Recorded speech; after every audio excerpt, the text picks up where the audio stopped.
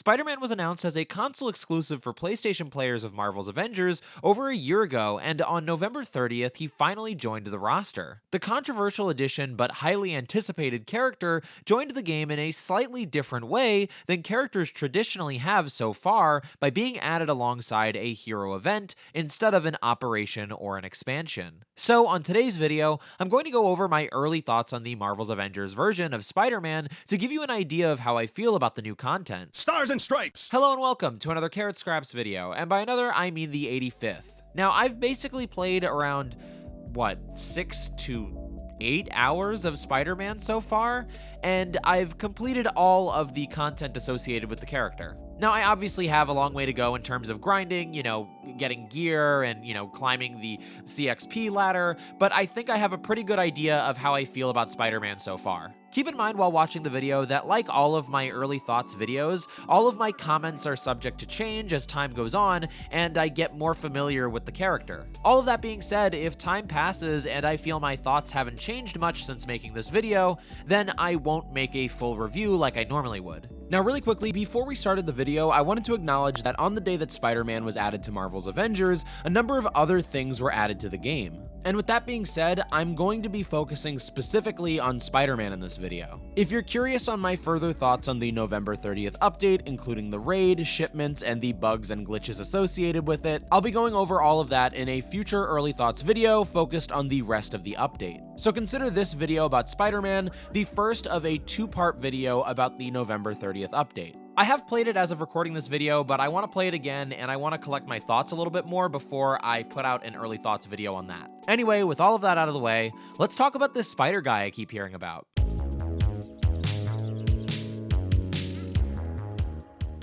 Before Spider-Man came out, I said many times that I was a little nervous about his addition to the Avengers roster. So far, the team hadn't let me down in terms of the design of character combat in the game. But in general, even though Spider-Man is my favorite superhero, I tend not to enjoy his addition to ensemble rosters in video games. For example, I almost never use Spider-Man in Marvel vs. Capcom or Ultimate Alliance. So call it me having high standards for Spider-Man or me just being picky, but generally speaking, I was nervous for that reason.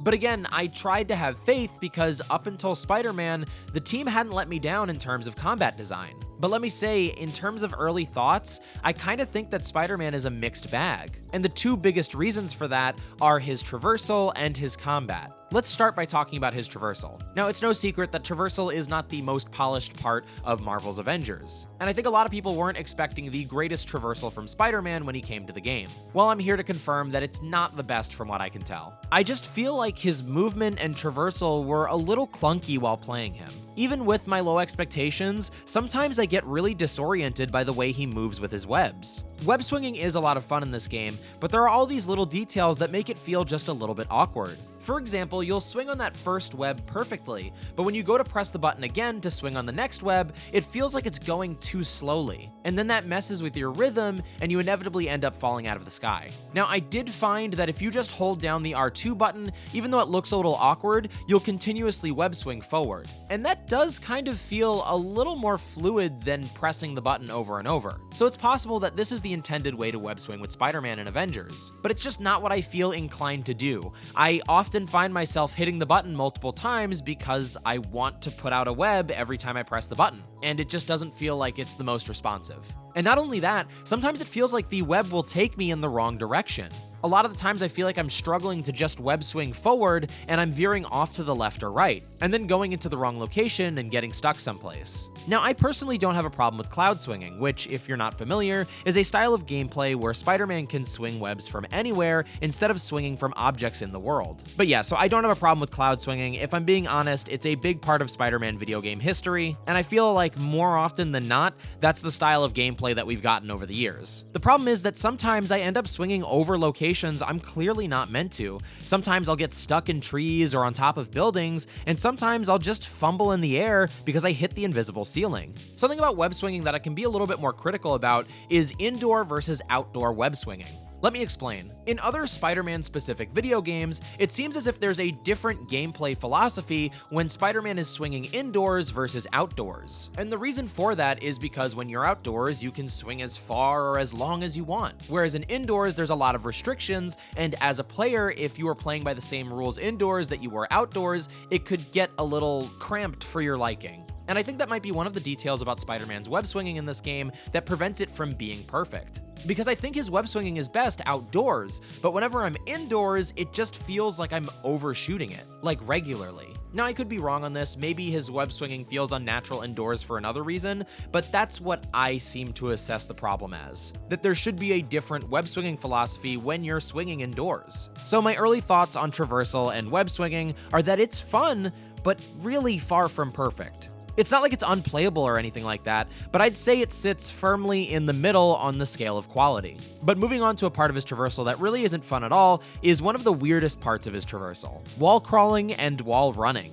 I'm honestly not entirely sure how wall crawling and wall running works in this game or what I have to do to trigger it. I've tried intentionally triggering it and I just can't. But sometimes it'll just randomly happen and totally mess up my gameplay. I want it to work, I just have no idea what's going on when it happens, and it's always been disruptive, never enjoyable when it occurs. I think part of my problem is that you can only crawl on walls and run on walls in certain locations, and it's possible that the locations that I tried to do it intentionally were locations where I wasn't allowed to. And then the locations where I could participate in this part of the gameplay would take me by surprise because I wasn't expecting them. But in general, in a game where wall running feels really great for characters like Captain America, Clint Barton, and T'Challa, Spider-Man surprisingly falls really short in that category. I'm really surprised by how bad the wall crawling is, even though I can understand why it's not the best. The game isn't built to cater to Spider-Man specifically, and it's a character that's only on one console. But it doesn't take away from the fact that I'm disappointed that a core part of his gameplay and part of his iconography is kind of weird in this game. And that weirdness takes the form of wall crawling and wall running. Now, changing subjects a little bit, as I'm sure a lot of you have seen if you're aware of the Avengers conversation online, it seems that a lot of people are comparing the addition of Spider-Man to other Spider-Man video games. And I gotta say, I agree. I've been thinking of other Spider-Man games while playing Avengers. Specifically speaking, it's hard for me to play Spider-Man in Avengers without thinking of the Spider-Man 2 video game on the Nintendo DS. Now, there have been a lot of games in between the Nintendo DS version of Spider-Man 2 and this Avengers Spider-Man game, but all of them are the worst thing I've ever played. Because if you go back and play Spider-Man 2, he has all these abilities that every other Spider-Man game doesn't have. And as you know, every Spider-Man game has to be exactly the same based on what I think is a good Spider-Man game, and any variation is extremely frowned upon. I just don't understand why Edge of Time, Shattered Dimensions, the Insomniac Marvel's Spider-Man game, Miles Morales, and many others aren't like the Spider-Man 2 Nintendo DS game. And this Spider-Man addition to Marvel's Avengers continues the long tradition of snubbing Spider-Man 2 on the Nintendo DS specifically. And yeah, I'm not talking about the PlayStation one because they didn't get it either. They didn't do all the things that they had to do to make it a good game. Anyway, guys, I just think that's a very valid criticism, that every Spider-Man game has to play by the same rules. No room for innovation. This is not facetious. I am being 100% serious. Every Spider-Man game is bad, except for the Spider-Man 2 game on the Nintendo DS. I am being serious. Everybody's going to look at me and think how serious I am. Fair criticism, fair criticism. Boop, bop, beep, bop, boop.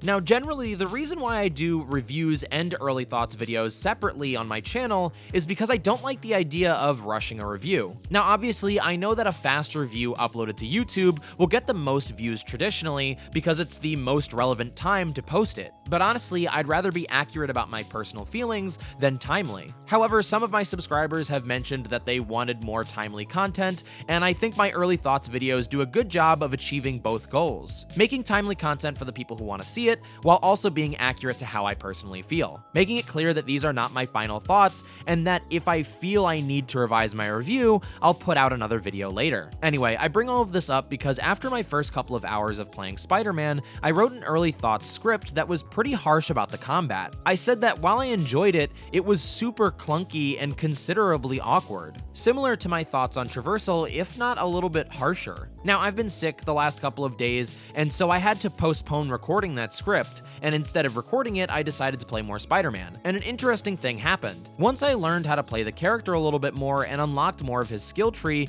I really got into the character, and the awkward, clunky criticisms that I had started to diminish. So at this point, I can say with confidence that while Spider-Man can be a little rough around the edges during combat, once you learn your rhythm for playing him and unlock more of his skills, he feels way more confidently designed. To me, it's night and day from what I started versus now, and it's entirely possible that I was being more harsh with my criticism because Spider-Man is my favorite superhero. I've played more Spider-Man games than any other superhero game, and so my criteria is much different for a Spider-Man combat system than it would be for a Thor combat system, for example. But yeah, at the present time, I love playing as Spider-Man and think he's really well designed, even if he's a little clunkier than other characters in the game currently. I by no means would rank him at the bottom of the tier list of characters in the game, but he does remind me a bit of Kate Bishop when she launched. Before some of the bugs related to her teleporting were fixed, I thought that she was a really ambitious character with some serious problems related to the ambition of how she was designed.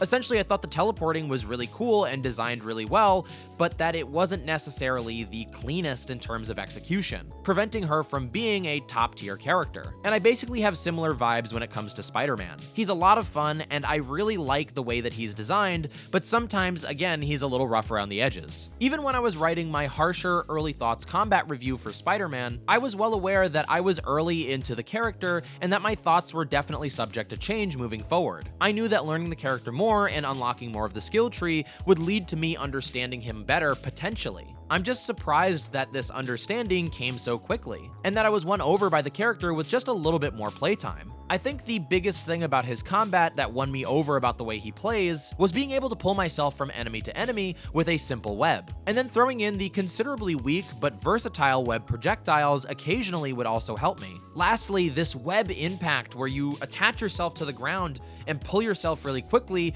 was another combo that I love throwing in. Looking back, it's clear to me now that I was just overwhelmed by a new character. And it was easier for me to be overwhelmed by Spider-Man because, again, compared to other characters in the game, I do think that he's rough around the edges. But in the end, he still shows the great combat design that Crystal Dynamics has worked on so hard. And I'm excited to learn even more about Spider-Man moving forward, including the names of the abilities that I totally botched back there. What did I call it? Like web down and web projectiles.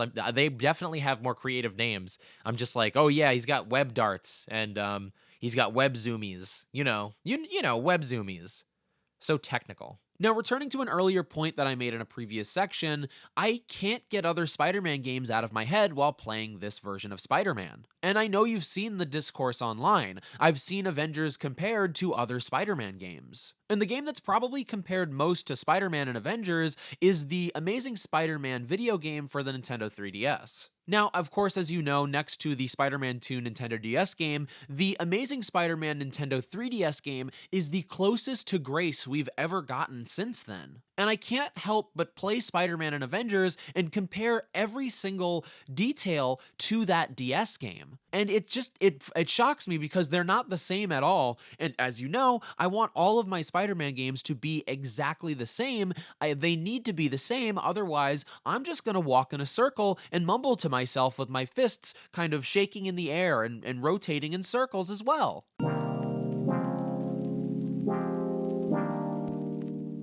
Now, I've definitely been pretty critical so far, right? I think this is probably one of my harsher videos about Marvel's Avengers. And again, even though I adore the Marvel Universe in general, I think it's entirely possible that my criteria is extra high for what is my favorite superhero. Technically the Scarlet Spider, but Spider-Man in general, you know what I mean? But let's begin gushing about the things that I really do love about this character. I really love the presentation of Spider-Man in this game. So let me start off by saying that I love that I get to play as my favorite superhero alongside the Avengers in my favorite Marvel game. And I love the way that he looks and the way that he moves. I think he's gorgeously rendered, and I think that his animations are very Spider-Man-esque. I will say that I do wonder if they actually did motion capture for Spider-Man, since some of his movements do seem different than the other 9 characters in the game so far. Since Spider-Man is exclusive to one console, I could definitely see them skipping the motion capture for him, similar to the way that I assume the reason we don't get a Peter Parker head model is to save time as well. But again, putting that aside,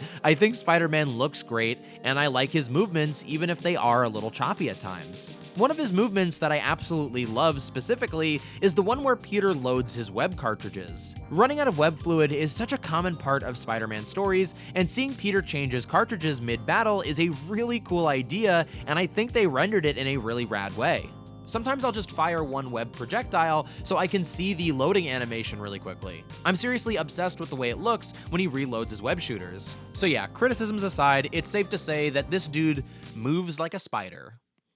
Which is nice. It's a nice thing to say about Peter. He would appreciate it, trust me. Now, when it comes to the story, I do wish we got a little bit more, but given the circumstances, I like what we got. We really did get the bare minimum in the best way, in my opinion. We got a short introducing us to Peter Parker's personality and the internal logic of how he works as a character, as well as his current status quo, in addition to his relationship with the Avengers on the team. It's all the basics of what you need to know about a character without the story, but given the current ongoing Avengers story you've experienced as a player, it's easy to fill in the blanks of what his adventure is like. It's basically all of the bare minimum details that you need to know to start writing a fanfiction. And you know that your vegetable boy has already started writing fanfiction about this dude. It was inevitable. Come on, I can't help myself. Obligatory Lorvengers shout out. Now, speaking specifically about the hero event, it's bare bones for sure, but it had enough little details to keep me entertained. Apparently, a hero event in Marvel's Avengers are short cutscenes and animatics sandwiched between generic event-style missions, such as defeat a certain amount of enemies with a specific attack. As a big Spider-Man fan, I did like seeing certain Spider-Man characters featured and referenced, but overall, it was extremely simple and not much to talk about. But that being said, I'm glad that Spider-Man had something associated with him to complete on the day of his launch. The reason being that most players wouldn't be able to use Spider-Man in the raid since he's so low leveled since you got him that day. During the hero event, as you complete challenges and objectives, you unlock various rewards, including cosmetics. However, the final reward is the iconic Spider-Man costume for the game. Now, when we saw the Marvel's Avengers design for Spider-Man in the game about a month ago, I thought it looked really cool. As usual, I liked the innovations that made this version of the character stand out, especially because when you looked at that costume, you knew it was from Avengers. But after completing the hero event and unlocking the skin, I have to say, I love this skin way more than I did before. I think it's something about seeing the skin in motion, or maybe it's something about me taking photos of it in photo mode, but after unlocking the skin, I've been obsessed with this costume. In fact, this costume might be in my top 5 Spider-Man costumes, potentially my top 3. I don't know what to say. I think this is just a clean look for Spider-Man. I think what it does the best is that it works in the kind of modern techie details that you see in a lot of superheroes nowadays, but it also keeps the classic Spider-Man leotard that's basically skin tight. So it's not like he's wearing armor or something like that. I don't know. I really, really love this costume. It's hard for me to explain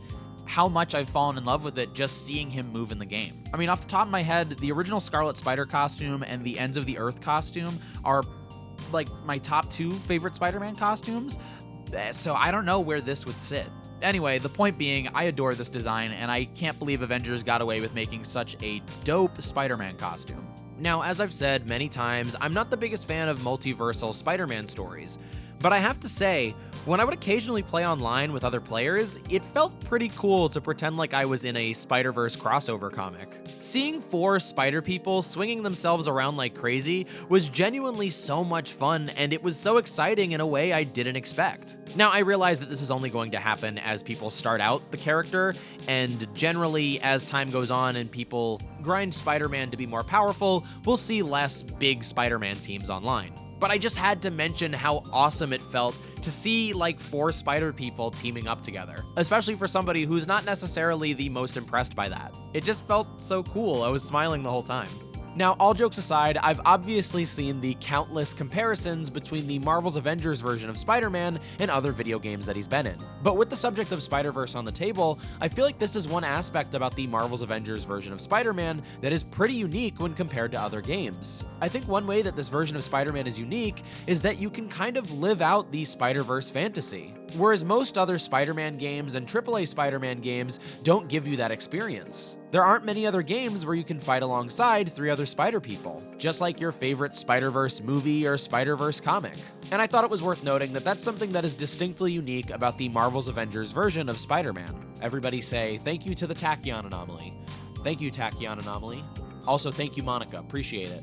When it comes to voice acting, I think that Sean Chiplock does a great job with the character. I'd say his Spider-Man is a little high-pitched for my liking, and that sometimes he steps just one toe into the Spider-Man is joking a little bit too much territory. But overall, that's just a nitpick because generally speaking, he's a really fun version of the character. I love the jokes that they give Peter, and I think Sean delivers them well. But best of all, in between the comedy of Spider-Man in this game, there are these extremely brief, but somber, intense, and real moments of delivery that give you a peek behind the curtain of who this Spider-Man is. Sean clearly knows when to employ a tactical sincerity with his Peter that makes his comedy more believable as a self-defense mechanism. So overall, I really love this voice actor, and I'm happy to welcome him to the growing entourage of Peter Parker voice actors. Is entourage the right word? Should I say multiverse of Spider-Man voice actors, Peter Parker voice actors? I feel like entourage was the wrong word. So overall, I really love this voice actor, and I'm happy to welcome him to the growing multiverse of Peter Parker voice actors. In general, I think that Sean Chiplock is a fun and energetic voice actor, which is exactly what you're looking for in a Spider-Man voice actor. So good job, well done. Is that how you say that? Good job, well done? If that's not how you say that, I would love a t-shirt that says that. Good job, well done. Good job, well done. Good job, well done. What am I doing? The original Spider-Man said, good job, well done, way better than the Marvel's Avengers Spider-Man. Sean, could you just say good job, well done in the future, please? Before we get into Spider-Man cosmetics specifically, I think it's worth noting that my relationship with cosmetic microtransactions has drastically changed since the release of Avengers. I went from I don't want to buy skins to I buy them if they're on sale to I love the skins in this game and I want as many of them as I can get. Just wanted to bring you up to speed on where my brain is at on the subject. Maybe we're overdue for another Avengers cosmetic video on this channel. Let me know if that's something you're interested in the comments below. Anyway, since I've grown a greater attachment to the cosmetics in this game, and since Spider-Man is my favorite superhero, I was walking into this update expecting to get as many skins as I could get, and I wasn't disappointed. There's a really cool collection of skins inspired by different Spider-Man comics on day one that I think really knock it out of the park in terms of inspiration. And as a reminder, I don't need skins to be 100% accurate, it's just something that comes up in the Marvel's Avengers community often, so I thought I'd mention it. But I definitely like the way that the team does inspiration in general, and especially in Spider-Man's case. Now, something that I thought was interesting about these Spider-Man cosmetics is that I like a large majority of the recolors. I personally think that Spider-Man has some of the best recolors in the game. For example, the Spider-Man Noir recolor that uses the traditional Spider-Man colors looks incredible. And the Secret War costume that's all red reminds me a lot of the Kane Scarlet Spider costume, which of course is a huge win to me. All of that combined with the mind-boggling Black Friday sale that extended to December 2nd, and this marketplace is knocking it out of the park in my opinion.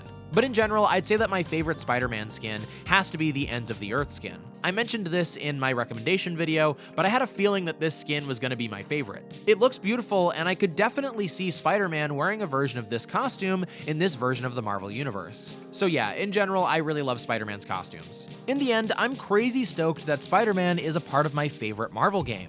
I may not always like the idea of Spider-Man being an Avenger, but I really do love his addition to this game. Plus, he doesn't really feel like an Avenger. He feels like a reserve Avenger similar to his function for the team in the 90s. You know, he's around when the Avengers need him, but mostly doing his own thing, and I really appreciate that. As I close this review, I do wonder if I've been a little bit too harsh on Spider-Man in Marvel's Avengers. I mean, I know that I love the Spider-Man 2 Nintendo DS game and the Amazing Spider-Man 3DS game, but maybe this is just a different video game. maybe just because it's an interpretation of the same character, that doesn't mean that it has to do all of the same things or follow the same hallmarks as its predecessors. I mean, think about how many interpretations of Dracula there are, and I don't want every Dracula to be the same. Now, of course, there's a lot to be learned by comparing two pieces of media that are similar, especially if they're interpretations of the same source material. But I think what I'm learning is that maybe there's a point where you go a little bit too far. But all of that being said, the Spider-Man Atari game is essentially perfect, and you don't see any of its DNA in this Crystal Dynamics video game. It wouldn't have killed Crystal Dynamics to put in a little bit of a successful Spider-Man game like the Atari game. I don't know if you've ever played it, but it's basically a perfect Spider-Man game, and they didn't use any of the DNA in this one. This is a fair criticism. This is a fair criticism. All right, anyway, that's going to do it for this video. But with Spider-Man finally out of the way, it leaves the floor open to speculation on future characters. We no longer have a character to look forward to that we know concretely will be coming to the game. But until then, we also received our first raid in Marvel's Avengers with this update.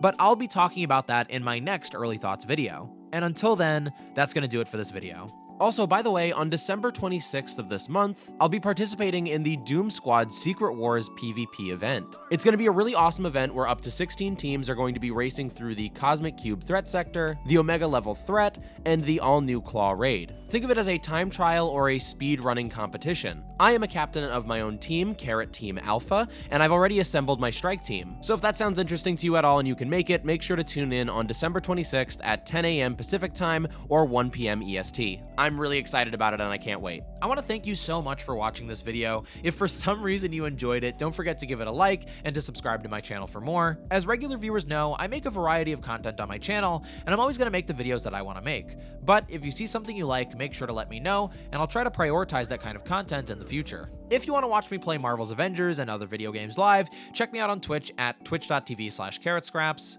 and all my other social media, Twitter, TikTok, and Instagram, are at carrotscraps as well. So I want to thank you again so much for watching, and I'll see you soon.